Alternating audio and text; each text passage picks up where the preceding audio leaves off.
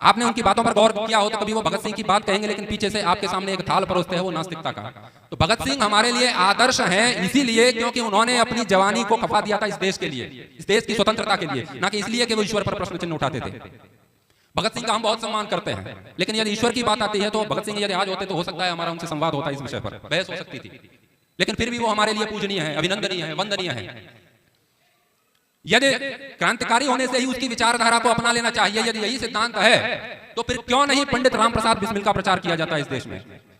क्योंकि वामपंथियों को, मुसलमानों को, ईसाइयों को या जो भ्रष्ट राजनेता हैं उनको एक बात का डर लगा रहता है। वे लोग भगत सिंह से जोड़ते हैं किस लिए? क्योंकि यदि आप भगत सिंह से जुड़ोगे तो भगत सिंह की जीवनी पढ़ोगे, आत्मकथा पढ़ोगे, उनके पत्र पढ़ोगे, और पत्र उनके सब कुछ, उनका विचार जब पढ़ोगे ना तो उनके विचार में कम्युनिज्म आता है, उनके विचार में वामपंथ झलकता है, उनके विचार में ऐसी बहुत सारी बातें आती हैं जो वैदिक धर्म के विपरीत हैं। तो वे चाहते हैं कि भगत सिंह को आपके सामने रख करके पीछे से तलवार चलाएं।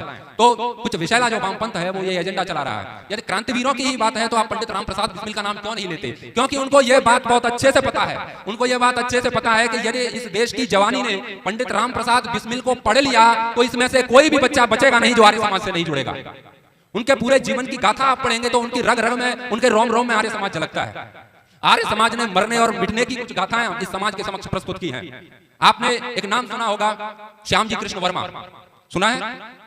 श्यामजी कृष्ण वर्मा को इंग्लैंड भेजा था किसने? महर्षि दयानंद ने। जाओ अपनी स्वतंत्रता की आजादी, अपनी स्वतंत्रता की लड़ाई, जंग युद्ध लड़ना है तुम्हें शत्रुओं के घर में घुस करके। पंडित श्यामजी कृष्ण वर्मा ने वहां पर इंडिया हाउस की स्थापना करी और उसके बाद में वहां पर क्रांतिकारियों की लाइन लग गई थी। यहां से जो भी जाते थे और अंग्रेजों की छाती चीरने का जो काम करते थे उनका विश्राम स्थल था इंडिया हाउस।